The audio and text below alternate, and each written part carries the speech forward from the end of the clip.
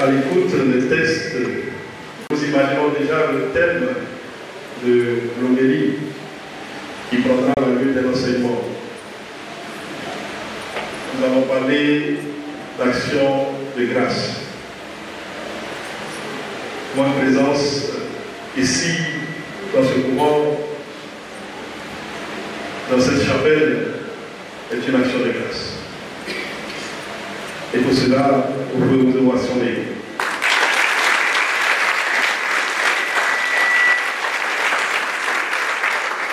On entend tout le monde dire action de grâce, rendre grâce.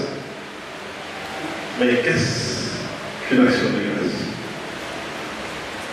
Pourquoi rendre grâce? Et comment rendre grâce? Qu'est-ce que l'action de grâce?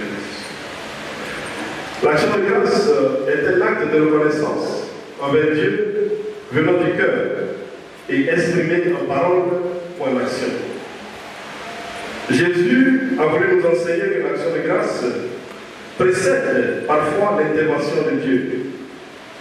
L'action de grâce est comme un autel que l'homme élève en reconnaissance des bienfaits de Dieu. Découvrir l'action de grâce dans la Bible, c'est du même coup retrouver la joie, la louange et l'exaltation, la glorification de Dieu. Plus précisément, l'action de grâce est une confession publique des gestes divins déterminés.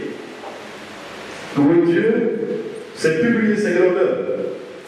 Lui rendre grâce, c'est proclamer la merveille qu'il opère et rendre témoignage à ses œuvres. L'action de grâce va de pair avec la révélation. Elle en est comme l'écho dans les cœurs. C'est en somme une louange adressée à Dieu pour ses bienfaits à l'égard de l'homme, mais une louange qui part du cœur. Dans la mesure cependant où les textes invitent à une distinction, on peut dire que la louange pense plus à la personne de Dieu qu'à ses dons. La louange pense à la personne de Dieu, l'action de grâce pense au don de Dieu. Comme conséquence de la dépendance de tous les êtres à la toute-puissante volonté de Dieu, l'homme doit reconnaître que tout lui vient de Dieu.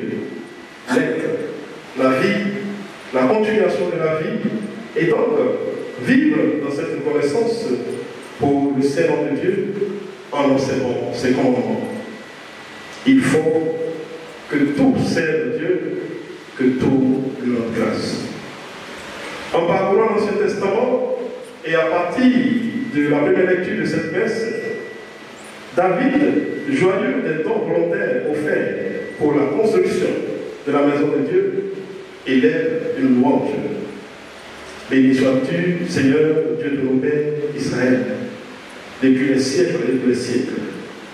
À toi, Seigneur, force et grandeur, éclat, victoire, majesté, tout dans les cieux et sur la terre. À toi, Seigneur, le règne, la primauté sur l'univers, la richesse et la gloire viennent de ta face. C'est toi le maître de tout. Dans ta main, force et puissance. Tout par ta main grandit et s'affermit. Et maintenant, ô notre Dieu, voici pour te rendre grâce, pour célébrer l'éclat de ton nom. L'homme primitif se sent petit, impuissant à réduire et même à maîtriser les forces de la nature, et il associe la grandeur de la création au Créateur, dans un sentiment d'admiration, de confiance, de façon simple et spontanée. Même imbu d'idées matérielles et dosé d'intérêt personnel, comme le succès ou l'échec, son comportement religieux part d'un cœur sincère. D'Abraham, l'élu du Seigneur, à Pierre, le chef de l'Église de Christ, l'admiration, l'action de grâce et la louange, les cris de pitié, qui toujours et aujourd'hui trouvent un écho dans les cœurs humains, n'ont jamais complètement cessé de s'élever vers le Seigneur. Au au plus creux de déception et des épreuves. Alors qu'humainement parlant, tout espoir de survie semblait perdu, des voix confiantes ont crié vers Dieu. C'était le petit reste du peuple, issu de cet homme, Abraham, qui crut lorsque le Seigneur lui dit, il y a 4000 ans, quitte ton pays, je ferai de toi une grande nation. Je te bénirai, je magnifierai ton nom. C'est dans ce sens que l'Exode a été le thème inspirateur des plus exaltantes prières d'action de grâce. Dieu a, lui seul, pourvu aux besoins du peuple. Il s'est fait le guide, le défenseur de son peuple. Frères et sœurs, l'Exode, dans les Saintes Écritures, veut simplement nous dire que s'il y a eu l'esclavage en Égypte, un jour, il y aura un départ de l'Égypte sous la direction de Moïse, et qu'à partir de ce jour, il y aura consécration au service de Dieu dans les domaines de notre vie humaine. C'est pourquoi il nous faut rendre grâce. Être totalement au service de Dieu signifie ici avoir continuellement le désir de lui plaire, admirer ses œuvres, le remercier et le bénir dans l'action de grâce pour l'attention que l'on reçoit. L'action de grâce et la louange du petit reste d'Israël seront adressées avec, au fond du cœur, le souvenir de ces chutes nombreuses et de ces égarements. Le psaume dit, ils lui diront, les rachetés du Seigneur, qu'il racheta de la main de l'oppresseur, qu'il rassembla de tous les pays, du nord et du midi, du levant et du couchant. L'action de grâce des peuples d'Israël devient de plus en plus spontanée chaque fois qu'elle découvre les traces de Dieu, soit dans la création, soit dans les grands événements de son histoire qui se déroulent progressivement. Frères et sœurs, observer la loi, c'est aussi rendre grâce à Dieu, puisque c'est fait sans volonté. Et celui qui n'observerait pas la loi mériterait le reproche de Dieu par son prophète. C'est pourquoi le prophète Isaïe a pu dire, ce peuple s'approche de moi en me glorifiant de la bouche et des lèvres, alors que son cœur est loin de moi. Rendre grâce à Dieu semble la façon la plus en usage chez les Juifs et les chrétiens de toutes les époques. Prier pour eux n'est donc pas demander, mais louanger, parler de Dieu et à Dieu, considérer le comportement de Dieu. C'est un mot, le contempler. Béni soit le Seigneur, bénis le Seigneur mon âme, que tout mon être bénisse son Saint-Nom. Il pardonne toutes tes fautes, il guérit toutes tes infirmités, il délivre ta vie de la force, il te couronne d'amour et de tendresse. Dieu a manifesté la grâce par excellence par le don de son Fils. L'œuvre du salut accomplie par le Christ écrit désormais les relations des chrétiens avec Dieu dans le sens de l'action de grâce qui doit traduire l'attitude fondamentale de l'existence chrétienne. Dans le Nouveau Testament, nous découvrons que Jésus est l'action de grâce parfaite. Le Christ sera le geste de Dieu venant vers les hommes, venant vers l'homme pour le sauver et le conduire vers le Père. Il est la plénitude du mystère de l'amour de Dieu. Pour Dieu, faire alliance, c'est s'incarner, c'est se donner dans et par son Verbe. Ce mystère qui a sa source dans le mystère trinitaire en est le prolongement par sa visibilité. Le dessein de Dieu, communion du Père avec l'humanité, va se réaliser. C'est ainsi que la vie entière de Jésus est une louange, car rien n'a été aussi cher à son cœur que la volonté de son Père. Même si des biens spécifiques d'action de grâce ne sont pas souvent racontés dans les évangiles, la louange est pour ainsi dire collée à son âme dans l'intimité de sa vie avec le Père et comme un flot continu qui court en profondeur tout le long de sa vie et nourrit chacun de ses gestes. Si le Christ emprunte la voie de l'obéissance, qui est la voie même du sacrifice, c'est qu'il ne trouve pas une voie plus sublime, plus en accord avec son cœur pour rendre grâce à son Père. Sa joie à lui, c'est la gloire de son Père. L'élan, le mouvement de son amour vient de l'Esprit Saint, son propre esprit qui ne cherche qu'à louer, qu'à bénir Dieu pour tout. En ce moment, il rend grâce parce que le Père ouvre par lui aux pauvres, aux simples, aux lépreux, les trésors de l'intimité trinitaire. Il connaît, lui, la source d'où vient toute richesse. L'action de grâce de Jésus, frères et sœurs, qui est l'amour, est aussi sacrifice de lui-même. Lui qui était venu en ce monde pour sauver les âmes et qui se savait destiné à opérer la libération de l'humanité. La source de son action de grâce, c'est le désir d'apporter à ceux qui croient en lui la révélation de celui qui l'a envoyé. C'est le désir de faire connaître son nom, ainsi que l'amour et la vénération que lui-même porte à son Père. Aussi, l'action de grâce du Seigneur porte la souffrance, la détresse, la mort. Et il rend grâce du pouvoir qu'il a de triompher de Satan, son ennemi, et d'établir par la foi que va provoquer cette puissance le royaume du ciel. Devant la tombe de Lazare, Jésus dit, Père, je te rends grâce de m'avoir exaucé. Je savais bien que tu m'exauces toujours.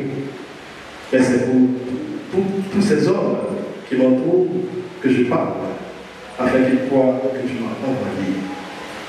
Dans l'Eucharistie, l'action de grâce de Jésus, maintenant dans sa plénitude, est maintenant dans sa plénitude, parce qu'il va réaliser son désir de révéler le mystère de Dieu, le mystère de toutes ses alliances.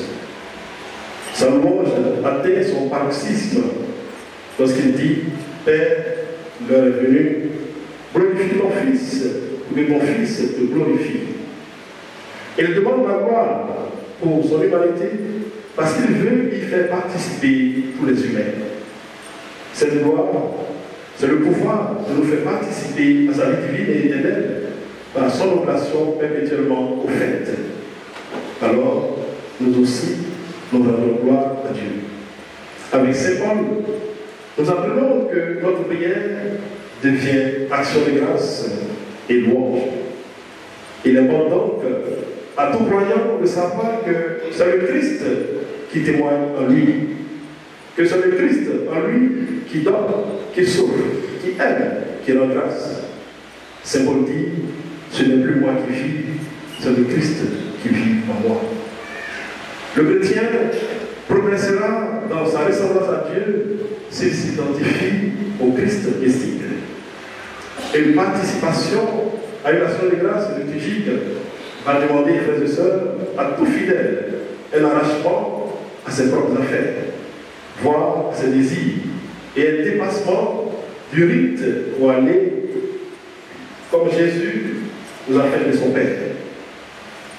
Pour le chrétien baptisé, tous les sacrements de l'Église sont signes visibles de son union invisible à Dieu. Chaque acte liturgique, donc, est une médiation, un signe qui est en accord avec nos besoins humains. Notre condition humaine corporelle nous oblige à une vie chrétienne signifiée. Toute notre vie devrait être une continuelle action de grâce. Pourquoi faire une action de grâce? L'action de grâce, frères et sœurs, appelle la grâce. L'action de grâce appelle la grâce. L'attitude d'action de grâce donne à Dieu le désir d'en faire davantage. Elle lui permet de multiplier ce qu'il a commencé. Elle donne à Dieu l'envie de rendre parfaite la belle œuvre qu'il a commencée en toi. L'action de grâce émanne le pouvoir de l'ennemi. La puissance de l'action de grâce est intimement liée à la puissance de l'offrande. L'action de grâce, frères et sœurs, provoque la manifestation de la puissance de Dieu et accepte un temps pour prier, mais le Seigneur apprécie l'action de grâce qui exprime notre foi. Nous croyons que Dieu va agir ou qu'il a agi en notre faveur. L'action de grâce ne remplace pas la prière. L'action de grâce ne remplace pas la prière, mais elle l'accompagne toujours et elle la rend plus efficace. Elle est un stimulant dans la foi pour obtenir des réponses de Dieu. C'est mon dit dans la lettre aux Philippiens, le chapitre 4, le verset 6. Ne vous inquiétez de rien, mais en toutes choses, faites connaître vos besoins à Dieu par des prières, des supplications avec des actions de grâce. Le croyant est celui qui, avec les yeux de la foi, discerne la main de Dieu derrière chaque événement de sa vie et s'en émerveille. Frères et sœurs, quelle est notre capacité d'émerveillement à nous dans ce siècle? Le plus grand obstacle à l'émerveillement est l'aveuglement spirituel et l'esprit pharisaïque. Pour le pharisien, ne s'émerveille plus. Pour lui, les bénédictions de Dieu lui sont dues. Il les mérite. C'est pourquoi Jésus dit, bienheureux les pauvres en esprit. Bienheureux celui qui est conscient de sa pauvreté spirituelle, qui n'a aucun mérite à faire valoir devant Dieu, car il saura s'émerveiller devant la grâce et l'amour de Dieu. Comme Jacob, il s'écrira, je suis trop petit pour toutes ces grâces. Et avec Marie, le croyant confessera, mon âme exalte le Seigneur, exulte mon esprit en Dieu mon Sauveur. Il s'est penché sur son humble servante. L'authentique action de grâce naît de l'étonnement, de l'émerveillement, d'être aimé et comblé par Dieu. La vie chrétienne tout entière devient alors action de grâce. Quelle place accordons-nous, frères et sœurs, à l'action de grâce dans notre vie personnelle, dans notre vie de famille et dans notre vie communautaire et dans nos célébrations? Sommes-nous capables de nous émerveiller encore devant la bénédiction de Dieu?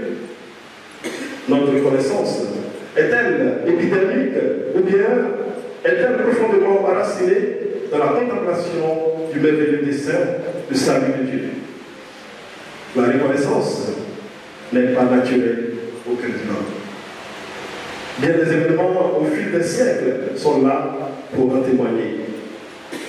Si nos parents avaient été reconnaissants pour tous les bienfaits dont Dieu les avait comblés, ils n'auraient pas louché vers le fruit défendu. Nous sommes bien les fils d'Adam, nous qui louchons en permanence vers ce qui nous manque, vers ce qui nous fait défaut.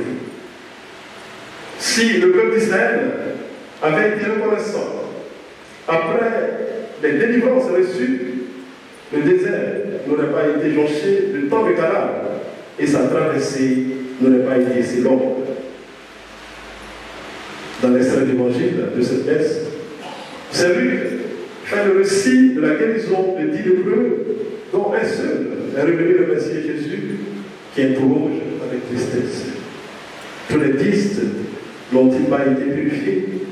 Les 9 autres, où sont-ils? Il ne s'est trouvé parmi eux que cet étranger, ce pauvre en esprit, pour revenir sur ses pas et la gloire à Dieu. Si la foi a sauvé celui qui s'est ainsi prosterné pour rendre grâce, c'est donc l'infidélité qui a perdu ceux qui négligeaient de la gloire à Dieu pour les bienfaits qu'ils en avaient reçus. Dans sa deuxième lettre à Timothée, Paul écrit que dans les derniers jours, les hommes deviendront ingrats.